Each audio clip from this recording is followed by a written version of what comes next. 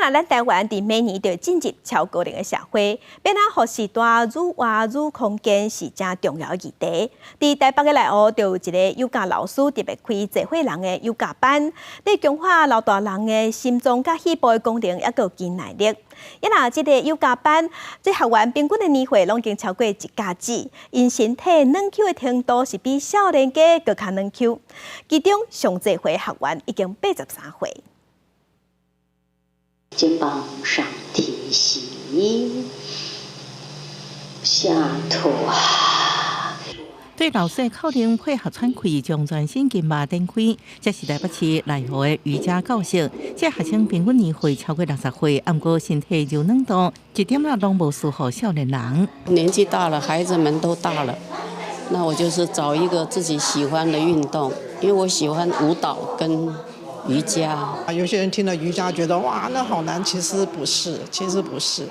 结果我做了以后，我现在前后大概10年了有了，我就觉得很明显的我的脊椎有矫正过来。收回，膝弯蹲。负责上课老师就是以金珠老师有将近20年的教学经验，因为观察真侪老大人拢有筋骨酸痛的困扰，所以伊伫课程当中特别融入中医的经络保养。根据24节气无共款变化，随时调整动作，强化老大人心肺功能加筋耐力。瑜伽不是只有年轻人才能做，透过我们的动作，然后透过呼吸来帮助我们动作来调整体态，来帮助我们的筋肉皮脉，好，包括血液循环，促进它血液循环好，把身体该排毒就排掉。伊表示，瑜伽是一种心性灵练习，注重迄时阵动作喘气加身体感受。真侪动作需要大量伸展，应改善身体柔软度加平衡感，正适合老大人。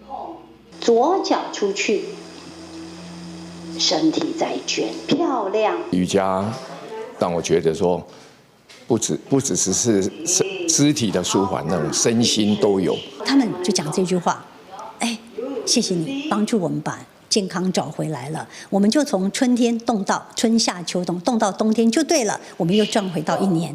所以这句话我也要送给大家。老师强调，做瑜伽上重要就是莫紧张，莫甲别人比较，也莫勉强，练习甲家己身体对话。